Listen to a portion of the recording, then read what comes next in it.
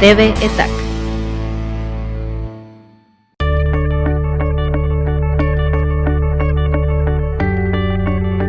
Hola, ¿qué tal a todos nuestros amigos de Punto de Opinión? Bienvenidos sean a una nueva emisión más de su programa preferido en las mesas de debate.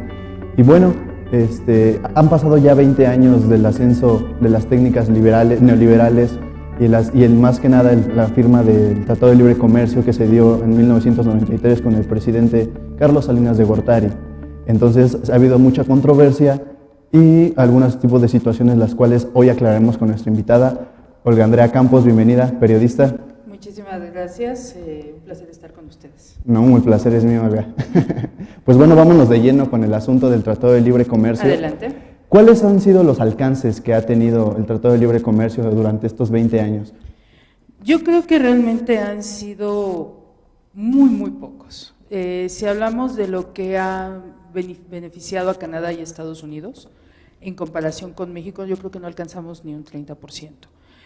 Nos hemos visto más que nada perjudicados. El Tratado de Libre Comercio nos hace, y eso se sabía desde el momento en el que se da a conocer esta noticia por parte del licenciado Carlos Salinas de Gortari, que nos íbamos a convertir en un país netamente maquilador, que era lo que le interesaba en ese momento al gobierno. Mucho trabajo, de poca calidad, más o menos bien pagado, pero que al fin y al cabo sea trabajo, que estén las personas aseguradas para que el índice de desempleo bajara. Pero a final de cuentas nos convertimos en el país de mano de obra más buscado por los inversionistas internacionales, pero el nivel y calidad de vida nunca subió, en comparación con lo que sucede en Estados Unidos, que es lo que pasa, por ejemplo, con los carros, ¿no? El Tratado de Libre Comercio nos obliga a abrir las fronteras a los carros chatarra de otros países, en este caso de nuestro vecino del norte, y ahora ya todos esos carros nos los mandan para acá. Antes se quedaban en la frontera, hoy nos los mandan directamente para acá, y la industria automotriz sí se ve perjudicada, pero gracias al Hoy No Circula que crea también Carlos Salinas de Gortari, pues entonces la gente en lugar de tener un carro tiene dos. Exactamente. Sí. ¿Y cómo nos benefició? Yo creo que no, en el rubro automotriz. ¿En las textileras? Las textileras que se ven sumamente afectadas, incluso la industria del zapato, y creo que eso lo sabemos, que también se ve muy afectada, la del juguete, que prácticamente es nula ya aquí en México, pero también tenemos en el campo. Estados Unidos ha creado imaginariamente embargos en contra del atún, en contra del jitomate, en contra de los transportistas, en contra del aguacate, y pues nuestra producción se queda en otros países y alguna aquí en México, y el precio sube y el precio baja, y nosotros seguimos viendo un campo que no avanza. ¿Por qué ha sido mucho más el potencial que ha tenido los Estados Unidos, o Canadá en este caso, y México no? ¿Por qué México no lo logra? Porque, bueno, a mí me parece que la situación se vuelve un poco diversa para México por la situación de que México no estaba preparado para un tratado de este tamaño, creo yo. Es decir, no estamos preparados para ser un país competitivo, sino un país consumidor. ¿Tú qué es lo que piensas, Olga? Mira, es tan fácil como pensarlo de esta forma. ¿La mayoría de las empresas mexicanas son transnacionales? Sí, Sí. Todas, prácticamente. Entonces, ¿quién se benefició con el tratado? Las empresas que estaban en otros países. Sí. Hasta ahorita que recuerdo, la única empresa mexicana automotriz que teníamos era la VAN, Vehículos Automotores Mexicanos, que hacían en aquel entonces Rambler, la Gremlin, aquella, y la Pacer, ¿no? Decían que era un ataúd la Pacer porque tenía muchos cristales. La matan, o sea, realmente López Portillo termina con los vehículos automotores mexicanos, le venden todos sus modelos a Renault, que hoy ya desaparecieron prácticamente, y nos quedamos sin industria automotriz. Pero eso sí, tenemos una invasión muy grande de automotrices norteamericanas, japonesas, incluso y españolas, como es SEAT. Sí. ¿Qué pasa que en ese rubro con México? Si nosotros hacemos un tratado de libre comercio y permitimos que vengan autos extranjeros a invadirnos y permitimos que toda la producción que se hace aquí en este país sea de otras empresas, ¿quiénes son los que ganan? Las transnacionales. Otros países. Claro. ¿A quién le interesaba el tratado de libre comercio? A esos países. ¿Por qué los comerciantes de otros países estaban tan enterados o están tan enterados de los beneficios? Porque ellos son los que salen ganando. Pregúntale a un inversionista mexicano qué es lo que piensa el Tratado de Libre Comercio y te va a decir que ni siquiera lo ha leído, no sabe cuáles son las ventajas. Sí hay ventajas para nosotros, y eso hay que dejarlo bien claro, pero no las conocemos. Sí. Mucho de nuestro público, pues vaya, es relativamente joven y no ha comprendido del todo el alcance que ha tenido el Tratado de Libre Comercio, y uno de los factores ha sido la devaluación. Ese alcance, y más que el alcance, ¿cuál era el poder adquisitivo que tenía el peso en esos tiempos? Y cómo ha cambiado, vaya. Si el primer trancazo nos los dio López Portillo, cuando entra Carlos Salinas de Gortari, teníamos un problema gravísimo, las tasas de interés eran altísimas. Había personas que se jubilaban y su dinero iban y lo metían al banco y vivían súper bien. En la era de López Portillo resultaba en ocasiones mucho más barato, aunque no lo podamos creer, comprar una casa que comprar un carro. O sea, estaba disparado todo. Cuando entra Carlos Salinas de Gortari, nivela las tasas de interés, lógicamente el poder adquisitivo del peso empieza a tambalearse, pero lo más terrible es que nosotros pagábamos cantidades exorbitantes, el precio del peso empieza a perder valor, y un traslado de el Estado de México a Indios Verdes te costaba 35,000 pesos. Sí, el kilo de jitomate te costaba 80,000 pesos.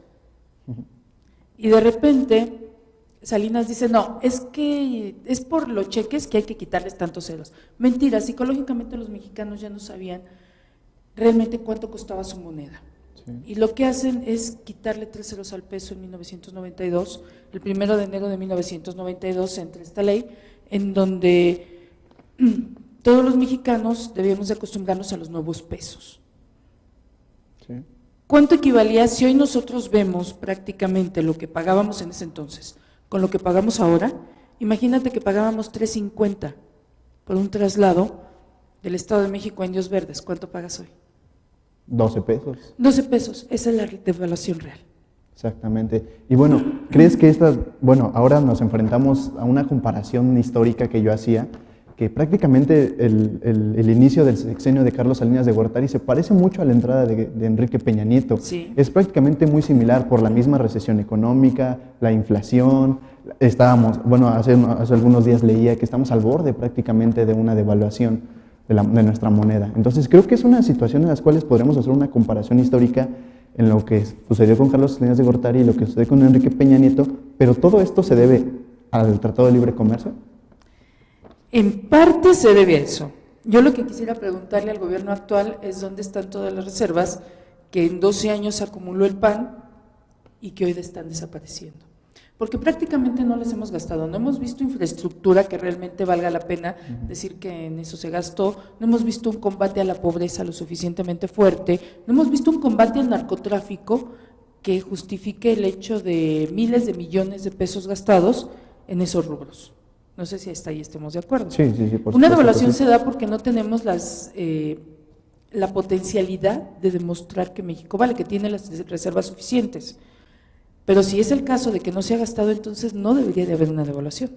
Exactamente. ¿Estamos de acuerdo ahí? Sí. La bolsa mexicana sigue cotizando y sigue estando muy por arriba del Dow Jones. Entonces tampoco justifica una devaluación. Entonces, ¿cuál es el factor esencial? Yo creo que en este caso la desaparición de reservas, la inseguridad en este país, que eso lo estamos viendo día a día, no por el hecho de que hayan agarrado a Guzmán Loera, quiere decir que ya se acabó el narcotráfico, al contrario, yo creo que cualquiera sabe que va a empezar otra vez una ola muy fuerte y principalmente los malos manejos del gobierno, sobre todo. Precisamente eso. Bueno, hablando un poco de la detención de Guzmán Loera, el Chapo Guzmán, se dio o se empató precisamente con una nota que sale de la Auditoría Superior de la Federación, donde especifica que del 2006 al 2012 el incremento de la deuda externa se aumentó de 2.3% a 5.5 billones, perdón, de 2.5 billones a 5.5 billones de pesos, vaya, se incrementó el 132% de nuestra deuda, 132%. Entonces, ¿cómo encajar esa parte con el Tratado de Libre Comercio, la detención del Chapo? Porque a mí me parece que es una parte la cual, pues vaya, quedó un poco tapada, pero sí tiene que ver y afectar inmediatamente con nuestra economía, vaya, porque el gasto autorizado para el 2014 son 4 billones de pesos, pero las deudas son 5 billones de pesos. ¿Cómo explicas eso? Sí, ya quedamos debiendo 1 billón. Si van a ser 6 años, bueno, 5 que le quedan, pues ya nos van a quedar de ver 5 billones de pesos. Para que lo entendamos así como que más fácil, una explicación rápida, vamos a suponer que tú como estudiante vienes y te inscribes y te cobran 1,000 pesos de colegiatura mensual. Y el siguiente semestre te cobran 2,000 pesos y el tercer semestre, así, va subiendo y acabas pagando 15,000 pesos de colegiatura mensual. Y aparentemente te dicen que es por la crisis. ¿Qué es una crisis? ¿Realmente estamos en crisis o de dónde viene esa crisis? ¿Quién está en crisis? ¿La escuela a la que le estás pagando o la sociedad en general o el gobierno en general o el país en general? Eso es algo que nadie te explica. Exactamente. Vienen y nos dicen que se necesitaron 3,000 billones de pesos más. ¿Para qué? ¿Quién sabe? Pero se necesitaron 3,000. Drogarnos. Agarran al señor Loera, que ya tenía mucho tiempo que lo andaban buscando. Por fin lo agarraron. Perfecto. ¿De qué nos sirve que hayan agarrado al Chapo? Económicamente. ¿De qué nos sirve? ¿De qué hablar? De nada. ¿Por qué? Porque el narcotráfico va a seguir. Porque las personas que están en la calle cometiendo delitos no van a dejar de consumir droga nada más porque agarraron al Chapo. Va a haber alguien que se las va a seguir vendiendo, aunque la legalicen, señores. El problema es el mismo. Entonces, ¿cuál es la crisis? ¿A qué crisis nos referimos? Entonces, ¿crees que esta crisis es en términos macroeconómicos o en la parte de la sociedad? Porque esos términos macroeconómicos, puede que el país tenga dinero, puede que lo exista, puede que exista un fondo de ahorro, pero ese dinero jamás toca tu bolsillo, un peso de ese dinero macroeconómico jamás toca tu bolsillo. Acabas de decir algo bien cierto. ¿En términos macroeconómicos estamos mal? No. Estamos súper bien, Sí. Pero no se lo deben a las políticas, se lo deben a la cantidad de empresas internacionales que tenemos, se lo deben a esas 10 o 12 familias mexicanas que tienen en su poder el 95% de la producción de Producto Interno Bruto de este país. Sí. Y si contamos que el otro 5% está en manos de Petróleos Mexicanos y en manos de Comisión Federal de Electricidad, señores, estamos en la ruina. Y el contraste, ¿no? Y el contraste de 50 millones de mexicanos pobres. Y hablamos de 50 millones de mexicanos pobres reales. Y aquí sí quiero hacer énfasis en eso. Reales me refiero a los 50 millones de mexicanos que ni siquiera tienen ayuda o ningún partido político, del color que sea, sabe cómo viven. Me estoy refiriendo a esas etnias tarahumaras. Sí, por supuesto. A lo que sucede en la Sierra de Guerrero. Hace poco lo platicamos con los Eris de Sonora. Exactamente, los Eris. Me estoy refiriendo a esas personas a las que nadie cuenta. En México, y lo decía Manu Dombier en uno de sus libros que se llama El Perinosaurio, en México nacen y mueren niños, hombres, mujeres y ancianos en Chiapas sin que sean contabilizados por ningún censo, porque no tienen ni siquiera acta de nacimiento. Viven tan alejados de todo que ni siquiera los registran. O sea, el sistema de mortandad en México realmente es una ficción, está peor que Harry Potter o la Guerra de las Galaxias, igual que nuestra economía.